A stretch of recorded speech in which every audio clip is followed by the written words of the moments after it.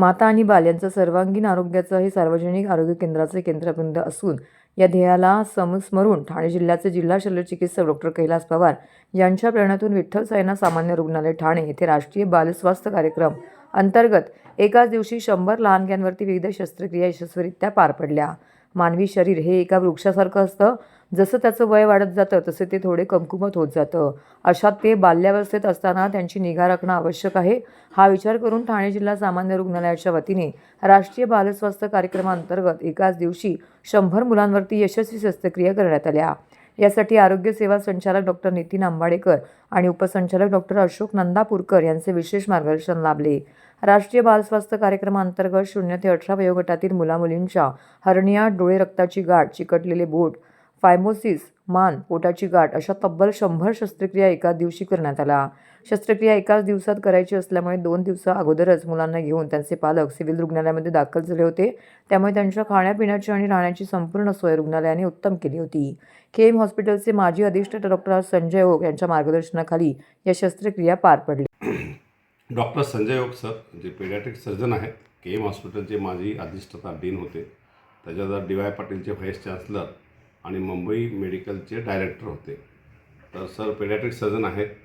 आमच्याकडे राष्ट्रीय बाल स्वास्थ्य कार्यक्रम मी RBSK राबवत असतो. शाळामध्ये विद्यार्थीचा चेक करतो, त्यांना काही आजार असेल तर ते ऑपरेशन्स करणं वगैरे ते आमचा तो पार्ट असतो. यासाठी सरांशी असोसिएशनमध्ये आम्ही शहापूरला हे कॅम्प नेहमी करत राहतो. सर अख्ख्या महाराष्ट्रात फिरतात RBSKच्या लहान मुलांचे ऑपरेशन्स करण्यासाठी. दुर्गम भागात जाऊन ऑपरेट करतात. तर आज आपण इकडे जवळपास 100 मुलांचं ऑपरेशन करायचं ठरवलेलं आहे. त्याप्रमाणे मुलं ॲडमिट केलेले आहेत, त्याची सगळं टेस्ट झाली आहे. आज ऑपरेशन चालू झाले आहे. आतापर्यंत जवळपास 35 ते 40 मुलांचं ऑपरेशन झालेलं आहे. आणि ओक सरांमुळे ओक सर आणि सायन्सची जी पीडियाट्रिक सर्जरी डिपार्टमेंटची टीम आहे ती पूर्ण टीम आलेली आहे. त्या दिवसभरात ते जवळपास 100च्या घरात सर्जरी करतील. आणि लहान मुलं ज्या ठाणे जिल्ह्यातले आहेत, जे आदिवासी दुर्गम भागात आले, कसारा, कर्जत वगैरेपासून तर पालघर जिल्ह्यापर्यंतचे काही मुलं आहेत, त्याच्यामध्ये गडवाडा वगैरे याच्यातले सगळ्या मुलांना आम्ही ॲडमिट काल केलं होतं. त्याची राहायची व्यवस्था इकडे केली, त्यांना पिकअप केलं, त्यांना ड्रॉपही करणार आहे. आणि एक तसे सुज्ञ असा उपक्रम आज राबवतो आहे आम्ही. आणि याच्यामध्ये जे काही बॅकलॉग किंवा काही जे मुलांचे ऑपरेशन करून घेणं कठीण होतं, ज्यांना खर्च आईवडील करू शकत नाही, ज्यांना जास्त नॉलेज नाही, त्यांना आम्ही या दृष्टीने सगळं काउन्सिलिंग करून त्यांना सगळ्यात तोरीपी मदत करून फ्री ऑफ कास्टचा आजचा ऑपरेशनचा कॅम्प आहे. आणि ते केवळ संजय ओक सरांमुळे डॉक्टर संजय ओक सरांमुळे होत आहे. आणि खरोखर आम्ही त्यांना धन्यवाद देतो की सरांनी संडेच्या दिवशी येऊन एवढ्या मोठ्या प्रमाणात इथे सर्जरी करायचं मान्य केलं आणि ते आज सर्जरी करत आहेत. आणि याच्यानंतरही रेग्युलरली संडेला आपण काही वार ठरवून संजय ओक सरांचं पीडियाट्रिक सर्जरीचं कॅम्प आपण इथे ठेवणार आहे.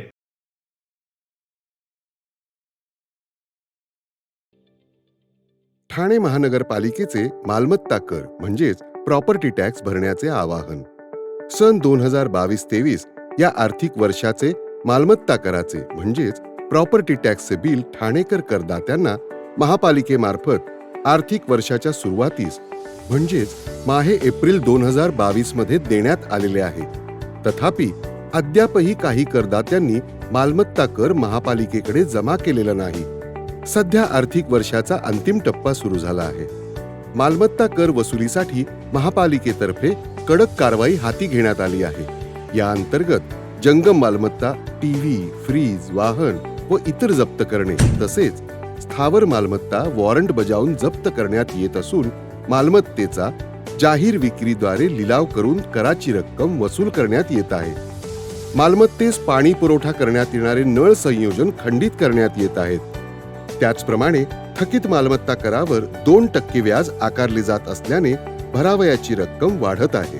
आपला मालमत्ता कर propertytax.thanecity.gov.in या लिंकद्वारे तसंच गुगल पे, फोन पे, पेटीएम याद्वारे ऑनलाईन पद्धतीने करण्याची सुविधा उपलब्ध करून दिली आहे.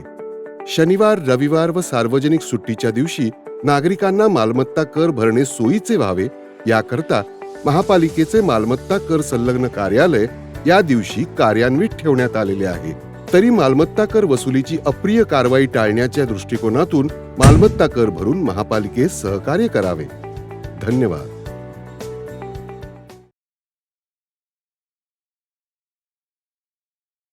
HIV एड्स या रोगाचे प्रमाण कमी झालं असलं तरी याकडे दुर्लक्ष करून चालणार नाही. देशभरातून एड्सला हद्दपार करण्यासाठी आरोग्य प्रशासन, सामाजिक संस्था, NGO या सर्वांनीच एकत्रपणे काम करणं आवश्यक आहे. एड्सचं समूळ उच्चाटनासाठी एकजुटीने पुढाकार घेतला पाहिजे, असं प्रतिपादन आरोग्य सेवा संचालक नितीन आंबेडकर यांनी केलं. जागतिक एड्स दिनानिमित्त सोमवारी जिल्हा सामान्य रुग्णालयाअंतर्गत जिल्हा एड्स प्रतिबंध व नियंत्रण कक्ष ठाणे यांच्यामार्फत जागतिक एड्स दिन 2024 विविध उपक्रमांनी साजरा करण्यात आला. महानगरपालिकेच्या स्वर्गीय दादा कोंडके MP थिएटरमध्ये झालेल्या कार्यक्रमाच्या वेळी आरोग्य सेवा पुणे संचालक डॉक्टर नितीन आंबेडकर, उपसंचालक अशोक नंदापूरकर, आरोग्य सेवा पुणे संचालक डॉक्टर नितीन आंबाडेकर, उपसंचालक डॉक्टर अशोक नंदापूरकर, जिल्हा शल्यचिकित्सक डॉक्टर कैलास पवार, जिल्हा आरोग्य अधिकारी डॉक्टर गंगाधर परगे, डॉक्टर अर्चना पवार, रतन गाडवे, आरोग्य देशमुख इत्यादी मान्यवर उपस्थित होते. यावेळी प्रमुख मार्गदर्शकांनी HIV एड्स कशामुळे होतो त्यामागील प्रमुख 4 कारणांची माहिती दिली. त्याचप्रमाणे महाविद्यालयीन विद्यार्थ्यांना HIV निर्मूलन करण्यासाठी मार्गदर्शन केलं. जिल्ह्यातील मोफत औषधोपचार व चाचणी करणाऱ्या सेवा सुविधांचा लाभ घेण्याचं आवाहन यावेळी करण्यात आलं. दरम्यानच्या कार्यक्रमात जनजागृतीपर प्रभात फेरीला हिरवा झेंडा दाखवून प्रारंभ करण्यात आला. जनजागृतीपर प्रभात फेरी जिल्हा सामान्य रुग्णालय ठाणे येथून रहेजा गार्डन पोलीस स्टेशन मार्फत तीनाथ नाका सर्व्हिस रोड ठाणे स्वर्गीय दादा कोंडके MP थिएटर ठाणे येथे विसर्जित करण्यात आली. उत्कृष्ट काम करणाऱ्या RTC, SRT, सुरक्षा केंद्र, क्षयरोग विभाग, प्राथमिक आरोग्य केंद्र, शहरी नागरी आरोग्य केंद्र, हस्तक्षेप प्रकल्प गट, रक्तपेढी यांना प्रमाणपत्र आणि सन्मानचिन्ह देऊन त्यांचा गौरव करण्यात आला. ठाणे महानगरपालिका क्षेत्रात शासनाच्या मार्गदर्शक सूचनांनुसार सार्वजनिक आरोग्य विभागामार्फत 8 डिसेंबर 2024 रोजी उपराष्ट्रीय पल्स पोलिओ मोहीम राबवण्यात येणार आहे. सर्व बालकांना विहित वयात प्राथमिक लसीकरण, नियमित FV सर्वेक्षण आणि पल्स पोलिओ लसीकरण मोहिमेअंतर्गत 0 ते 5 वर्षाखालील सर्व बालके संरक्षित करणे हा या मोहिमेचा उद्देश आहे. राज्यात सन 1995 पासून दरवर्षी पल्स पोलिओ मोहीम राबवण्यात येते. ठाणे महानगरपालिका क्षेत्रामध्ये एकूण 1278 बूथवर ही लसीकरण मोहीम राबवण्यात येणार आहे. त्यासाठी महापालिकेचे 2556 कर्मचारी कार्यरत असतील. गेल्या वेळी झालेल्या मोहिमेमध्ये ठाणे महानगरपालिका क्षेत्रामध्ये 0 ते 5 वर्ष वयोगटातील 1,78,824 बालकांना लस देण्यात आली होती. ठाणे महानगरपालिकेच्या सार्वजनिक आरोग्य विभागाअंतर्गत कार्यरत सर्व आरोग्य केंद्रांमध्ये ही लस मोफत उपलब्ध करून देण्यात आली आहे. त्याचा लाभ पालकांनी 0 ते 5 वर्षापर्यंतच्या सर्व बालकांना द्यावा, असं आवाहन ठाणे महानगरपालिकेच्या वतीने करण्यात आलं आहे. एकनाथ शिंदे यांची तब्येत ठीक नसल्याने तपासणीसाठी ज्युपिटर रुग्णालयामध्ये ते आज गेले होते. राज्याची काळजीवाहू मुख्यमंत्री एकनाथ शिंदे यांची तब्येत पुन्हा बिघडल्याने ते तपासणीसाठी ठाण्यातील ज्युपिटर रुग्णालयामध्ये गेले होते. एकनाथ शिंदे यांना ताप आणि थ्रोट इन्फेक्शन झाल्यामुळे मागील 4 दिवसांपासून ते विश्रांती घेत होते. मात्र काल रात्री त्यांची प्रकृती सुधारल्याने ते आजपासून पुन्हा राजकीय कार्यक्रमांमध्ये सक्रिय होतील, असं सांगण्यात आलं होतं.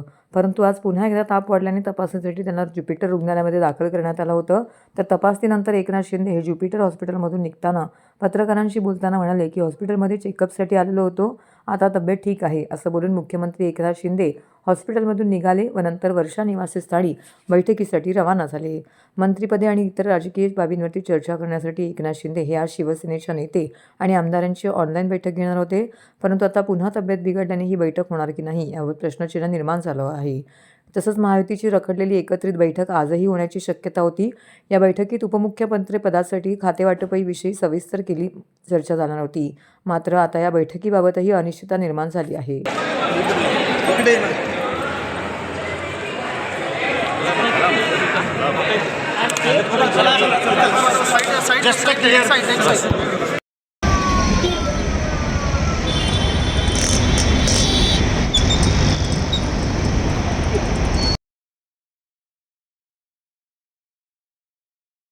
पावसाळ्यात डेंग्यू, मलेरिया अशा साथजन्य आजारांनी राज्यात डोकं वर काढत असताना आता हिवाळ्यात झिका व्हायरस आजाराने भीतीचं वातावरण आहे.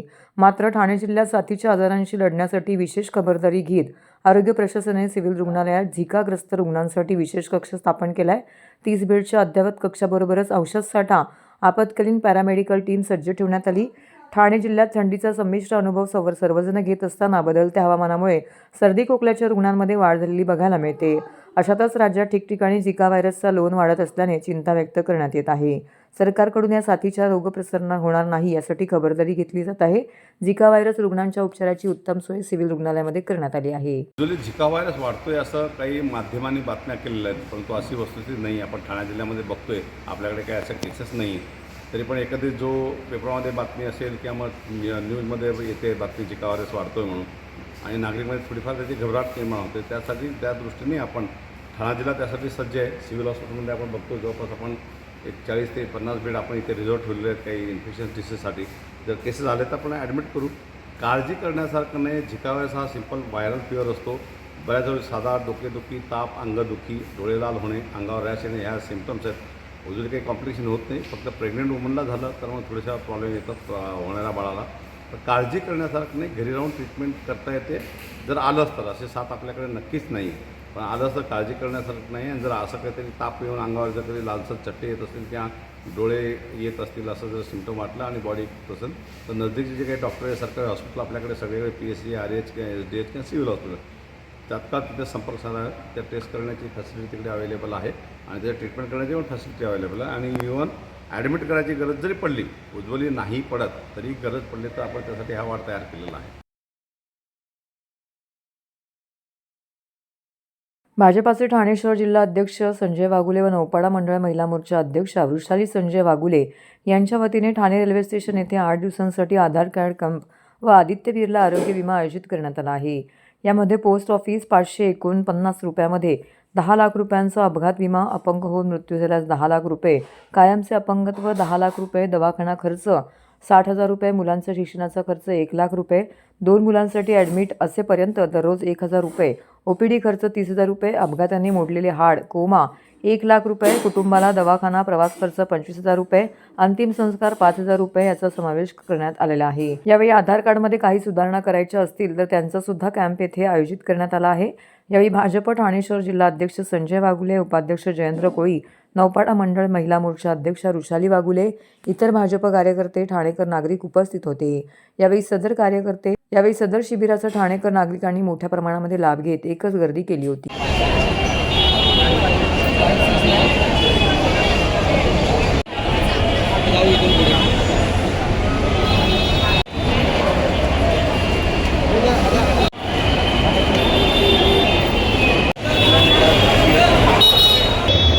भारतीय जनता पार्टी ठाणे शहर जिल्हा व नौपाडा मंडळ महिला मोर्चा आयोजित या रेल्वे स्टेशन परिसरामध्ये नवीन आधार कार्ड काढणे, आधार कार्डमध्ये दुरुस्ती, बिर्ला इन्शुरन्सचं 549 रुपयामध्ये इन्शुरन्स, रिक्षाचालक असतील, टॅक्सी चालक असतील, घरकाम करणाऱ्या महिला असतील, या ठिकाणी कमीत कमी याच्यामध्ये इन्शुरन्स या ठिकाणी उपलब्ध आहे.